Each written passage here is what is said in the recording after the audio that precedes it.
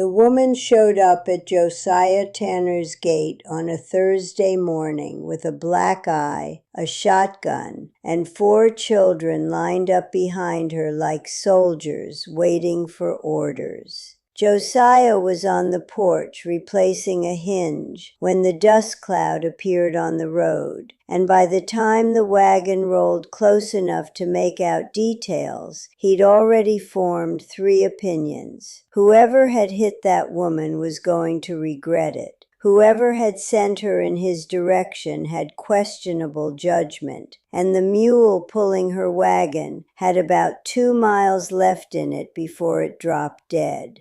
"Mr. Tanner?" The woman pulled the wagon to a stop and looked at him with the one eye that wasn't swollen shut. The other was a mess of purple and black that made Josiah's jaw tighten. "I'm Nell Granger. Samuel Creed in town said you might need hands for the season." Josiah set down his screwdriver and studied her. She was maybe 30, thin in the way that meant she hadn't been eating enough, with sun-darkened skin and brown hair pulled back tight enough to stretch the bruise across her cheekbone. Her dress was patched in 6 places that he could see, and probably more that he couldn't. The shotgun across her lap was old, but well maintained. Someone who knew guns had been caring for that weapon. The children stared at him from the wagon bed. The oldest was a boy of about 12 with a face like a closed fist, jaw locked, eyes hard, body angled in front of his siblings like a wall. Behind him stood a girl of maybe 10 with her mother's brown hair and an expression that suggested she was calculating the fastest route back to the road. The 2 youngest were twins, a boy and a girl no more than 5, holding hands with the silent intensity of children who'd learned that being quiet kept them safe. "Samuel Creed sent you," Josiah repeated. Sam Creed ran the general store and had known Josiah for 15 years. He was also the kind of man who collected strays, human and otherwise, and pointed them toward people he thought could help. "He mentioned what kind of work I need? He said you run this ranch alone since your last crew quit. Said you've got 300 head that need moving to summer pasture and nobody to help move them." Nell's voice was steady despite the bruise, despite the exhaustion carved into every line of her face. "I can ride, rope, and shoot. My oldest boy, Jack, can too. We'll work for room and board until the drive's done. Then we'll move on." Josiah looked at the boy, Jack, who met his gaze without blinking. 12 years old, with the eyes of someone who'd already seen enough of the world to know it wasn't kind. The kind of boy who'd been doing a man's work since before he was old enough to do it safely. "Who hit you?" Josiah asked, because he wasn't the kind of man who danced around things. Nell's jaw tightened. "That's not your concern, Mr. Tanner. It is if whoever did it might follow you here." Something shifted in Nell's expression, a flash of fear quickly smothered. "My husband, Virgil Granger, is in Dawson's Hollow, 20 miles south. He won't follow because he thinks we went east to my sister's place in Nebraska." She paused. "He's not a man you want trouble with. Is he the kind of man who hits his wife and scares his children into looking like that?" Josiah nodded toward the twins, who hadn't blinked or spoken since arriving. Nell stared at him for a long moment. "He's the kind of man who does worse than hit, Mr. Tanner, which is why I packed my children into a wagon at 3 in the morning and drove 20 miles in the wrong direction to make sure he couldn't find us. Now, do you need help with your cattle or not?" Josiah made the decision in the time it took to draw a breath. Later, people would say it was the biggest mistake of his life or the best thing he ever did, depending on who was talking and which side of the trouble they'd been standing on. All Josiah knew in the moment was that a woman with a black eye and 4 silent children was asking for work, not charity, and he had 300 cattle that weren't going to move themselves. "Barn's got a clean loft," he said. "Get your mule into the shade before it dies, and I'll show you where things are." The Granger family moved into Josiah's barn like water filling cracks in dry ground, quietly, completely, as if they'd been practicing the art of taking up as little space as possible. Nell organized their meager belongings with military precision: bedrolls in the loft, cooking supplies on a shelf near the door.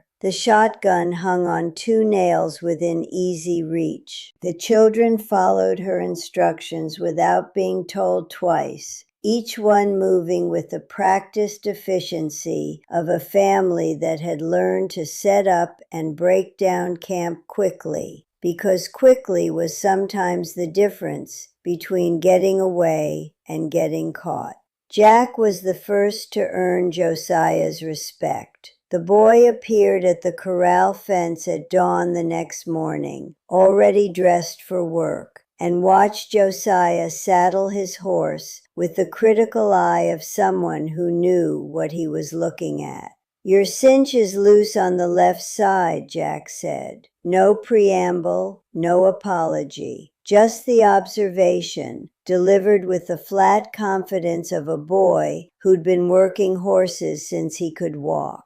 Josiah checked. The boy was right. "You always this direct?" "My father hit me when I wasn't. Figured I might as well get something useful out of it." The words landed like a punch. Josiah tightened the cinch and nodded toward the second horse. "Can you handle a bay mare with an attitude problem?" "I can handle anything with 4 legs, and most things with 2. Josiah almost smiled. Almost. "Saddle up." They worked together that first day, and by evening Josiah had revised his estimate of Jack Granger from useful to exceptional. The boy rode like he'd been born in the saddle, roped with an accuracy that most grown men never achieved, and handled cattle with an instinct that couldn't be taught. He was also relentlessly, almost aggressively competent, in a way that spoke of a child who'd learned early that being good at things was the only protection he had. Nell proved herself equally capable. She appeared on horseback the second morning, the 10-year-old, Maggie, watching the twins, and rode fence with Josiah for 6 hours without complaint. She spotted a break in the north line that he'd missed, tracked a stray calf into a ravine and brought it back single-handed, and mended wire with the fast, sure hands of someone who'd been doing ranch work her entire life. "Where'd you learn all this?" Josiah asked as they rode back toward the house in the fading light. "My father ran a ranch in the Bitterroot Valley. I was the oldest of 5 girls. He raised us like sons because he didn't have any." Nell's voice was matter-of-fact, stripped of self-pity. "I married Virgil when I was 17 because he was charming and I was stupid. Took me 12 years to stop being stupid. Leaving isn't stupid. Leaving takes more guts than staying." Nell looked at him. In the evening light, the bruise on her face was darker, uglier, a reminder that the world she'd left behind wasn't gone, just temporarily out of sight. "Most men would disagree with you. Most men are wrong about most things." A week passed. The twins, Rosie and James, began to thaw. James started following Josiah's old dog around the yard. Rosie sat on the porch watching Josiah work leather, memorizing the technique. By the second week, James was talking, single words, half sentences, the careful testing of a child learning whether it was safe to make noise. Rosie took longer, and when she finally spoke, it was to the dog, not to any human, which told Josiah everything he needed to know about what Virgil Granger had done to his children. Maggie, the 10-year-old, was the strategist. Josiah caught her studying the map on his kitchen wall, tracing roads and distances, memorizing escape routes the way other girls her age memorize songs. "You planning to run?" Josiah asked. "I'm planning to know where to run if I have to." "You don't have to run from here." That's what Mama said about the last 3 places. The first one he found us in 2 weeks. The second, 10 days. The third, we didn't finish unpacking. Her eyes met Josiah's. "When he finds us, he'll come with men. He always comes with men." That evening, Josiah rode to town. Samuel Creed laid out the situation with his usual bluntness. "Virgil Granger's got friends, bad ones. He runs with the Meacham outfit, cattle thieves and worse, based out of Dawson's Hollow. If he decides to come for Nell and the kids, he won't come alone, and he won't come politely." "What kind of numbers?" 6, maybe 8 men. Meacham doesn't do anything small. Josiah processed this. 6 to 8 men against 1 rancher and a woman with a shotgun. The arithmetic wasn't encouraging. "I'm not turning them out, Sam." "Didn't think you would, but you'd better be ready for what's coming." Josiah spent the next week getting ready. He didn't tell Nell the specifics. She had enough fear in her life without adding to it, but she noticed the preparations, the extra ammunition he stacked in the root cellar, the rifle he mounted above the kitchen door, the way he started riding the property boundaries at dawn and dusk, checking for tracks that didn't belong. It was Jack who confronted him about it. The boy appeared at the barn one evening while Josiah was cleaning his rifle and stood in the doorway with his arms crossed and the expression of someone who'd been patient long enough. "You're expecting my father," Jack said. Not a question. Josiah looked at the boy. There was no point in lying to someone who'd spent his whole life learning to read the signs of approaching violence. "I'm preparing for the possibility." "He'll come." "It's not a possibility. Maggie's right. He always comes." Jack stepped into the barn and sat on a hay bale with the deliberate calm of a boy presenting a battle plan. "He hits Mama because she's there. He hits me because I try to stop him. But he comes after us because we're his. That's how he sees it. We belong to him, and nobody takes what belongs to Virgil Granger." "Nobody belongs to anybody," Josiah said. "I know that. You know that. But Papa knows something different, and he's the one coming with guns." Josiah set down his rifle. "What are you telling me, Jack?" "I'm telling you he'll come from the south, because that's the way he always approaches a place, from the direction you least expect. He'll come at night because he's a coward who likes the dark. And he'll come soon because by now he's checked Nebraska and figured out we lied." Jack's voice was steady, but his hands, clasped between his knees, were shaking. "I'm also telling you I can shoot, and I will if it comes to that." Josiah looked at this 12-year-old boy offering to shoot his own father and felt something break open in his chest. He'd been alone on this ranch for 3 years, since his wife died and the world narrowed to cattle and silence. "You're not shooting anyone," Josiah said firmly. "You're 12 years old. It's not your job to fight your father. That's my job now." Jack stared at him. "Why? You don't owe us anything." "Because you're under my roof and helping me move my cattle. That makes you mine to protect. Now go tell your mother I need to talk to her." The conversation with Nell was harder. She sat at his kitchen table with her hands wrapped around a cup of coffee, and Josiah watched her process the reality she'd been trying to outrun. "How long do we have?" she asked. "Days, maybe a week."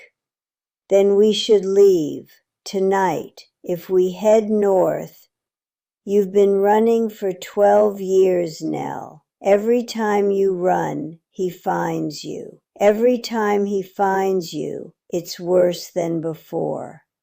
Josiah leaned forward. "What if you stopped running?" Nell looked at him with an expression that was equal parts hope and terror. "You don't know what he's capable of." "I know what I'm capable of, and I know that Sam Creed has already talked to the sheriff, who's already talked to the territorial marshal. Whatever Virgil Granger and the Meacham outfit think they're riding into, they're wrong." Nell was quiet for a long time. "Why are you doing this? You took us in for ranch work. This isn't what you signed up for." Josiah thought about how to answer honestly. 3 years ago, my wife was dying. She told me to stop trying to carry everything alone. I didn't listen. She died in this house with nobody but me to hold her hand. He met Nell's eyes. "You showed up needing help. Maybe you're not the only ones who needed something." Nell stared at him, and the wall she'd built, the wall that protected a battered woman from trusting anyone, developed its first crack. They came on a Saturday night, just like Jack said they would. From the south, just like Jack said. At 2 in the morning, with the moon behind clouds and the wind covering the sound of their approach. But Josiah was ready. He'd spent the week turning his ranch into a position that would make a cavalry officer nod in approval. Nell and the children were secured in the root cellar beneath the kitchen. Solid stone walls, a heavy door, enough supplies for 3 days. Jack had argued furiously about being sent below with the others, but Josiah had been immovable. 12-year-olds did not stand on firing lines, period. What Virgil Granger didn't know, what he couldn't have known, was that Samuel Creed had spent the week calling in every debt and favor accumulated over 30 years of running the only general store in the territory. The result was 6 men positioned around Josiah's property in the darkness. 3 neighboring ranchers who'd ridden in that afternoon, Sam himself with a buffalo rifle he hadn't fired in a decade, but hadn't forgotten how to use, and 2 deputy marshals who'd arrived from the territorial capital with warrants for the Meacham outfit that had nothing to do with Nell Granger and everything to do with 18 months of cattle theft the territory had finally gotten around to prosecuting. Virgil Granger rode onto the property with 7 men at his back, expecting a lone rancher and a scared woman. He found something else entirely. The first shot came from Sam Creed's buffalo rifle, a warning round that punched a hole in the water trough 6 inches from Virgil's horse and sent the animal dancing sideways in the dark. The sound was enormous, the kind of boom that echoed off the hills and told everyone within 5 miles that something serious was happening. "Virgil Granger!" Josiah's voice cut through the darkness from the porch, where he stood with his rifle shouldered and his aim steady. "You're on my property, surrounded by armed men, and there are 2 federal marshals behind you with warrants for every man in your outfit. You can surrender now, or you can find out how many of you make it off this ranch alive. Your choice."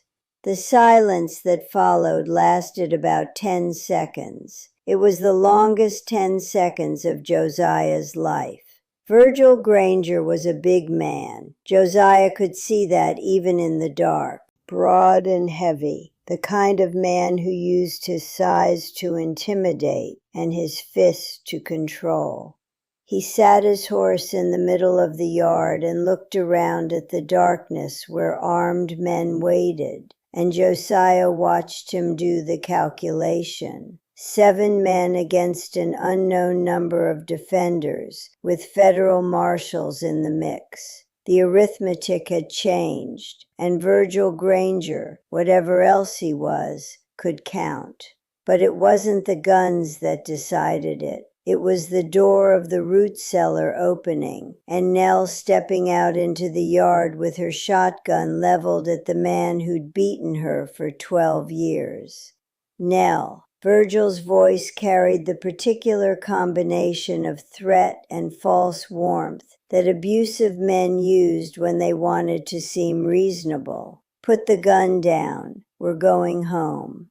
"I am home," Nell said. Her voice didn't shake. Her hands didn't shake. She stood in the yard in the dark, with her shotgun steady and her feet planted, and she looked like a woman who'd finally stopped running and discovered that standing still made her stronger than she'd ever been in motion. "These are my children," Virgil said, his voice hardening. "My wife, my family. You don't get to take a man's family. You lost your family the first time you raised your hand to your wife," Josiah said from the porch. "You lost them every single time after that. The only person who took them from you, Virgil, is you." One of the Meacham men broke. He threw his gun down and put his hands up, and once the first one broke, the rest followed like dominoes. The deputy marshals moved in, calm and professional, and within 15 minutes 7 men were sitting in the dirt with their hands bound and their futures considerably less promising than they'd been an hour earlier. Virgil was the last. He sat on his horse staring at Nell, and Josiah could see the machinery working behind his eyes. The calculation, the bargaining, the search for an angle that would give him back the power he'd lost. Finding none, his face contorted into something ugly and raw. "You'll regret this," he said to Nell. "You'll come crawling back. You always do." "Not this time," Nell said. She lowered the shotgun, not because the threat was gone, but because it no longer deserved the dignity of her aim. "This time, I've got something I never had before." "What's that?" "People who think I'm worth fighting for." The marshals took Virgil and the Meacham men that night. The cattle theft warrants alone carried enough weight to put most of them in prison for years. The assault charges Nell filed the next morning, with the help of a lawyer Sam Creed found in the territorial capital, added years more. Virgil Granger would not be coming back.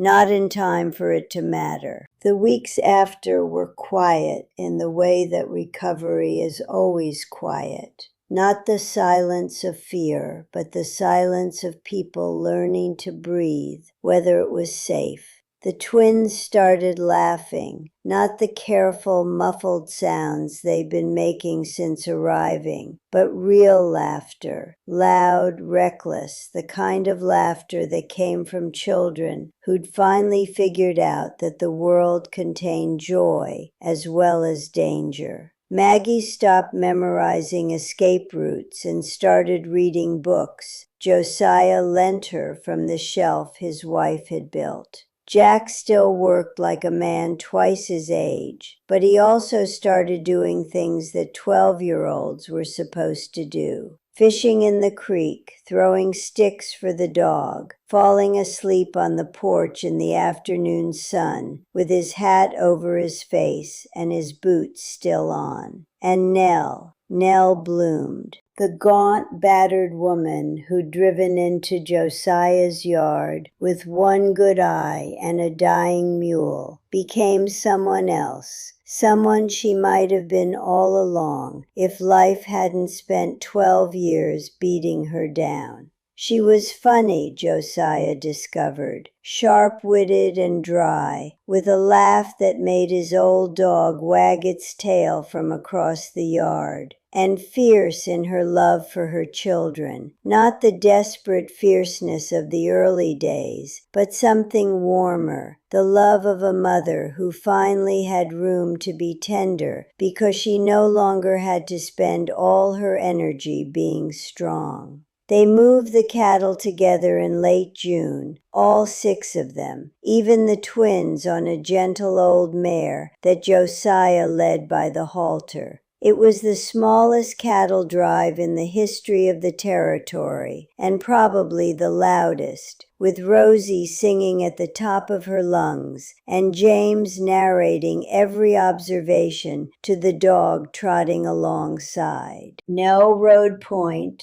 and Jack rode drag, and Maggie managed the middle with the natural authority she brought to everything. And Josiah rode alongside and watched his empty, quiet ranch fill up with the noise and mess and impossible grace of a family. He hadn't asked for it, hadn't planned for it, but life on the frontier had a way of delivering what you needed instead of what you wanted. And what Josiah Tanner needed was exactly this: a woman who was too stubborn to break, and children who were learning, day by day, that strength wasn't the ability to take a beating. Strength was the ability to walk away from one, and the willingness to stand and fight when walking away was no longer enough.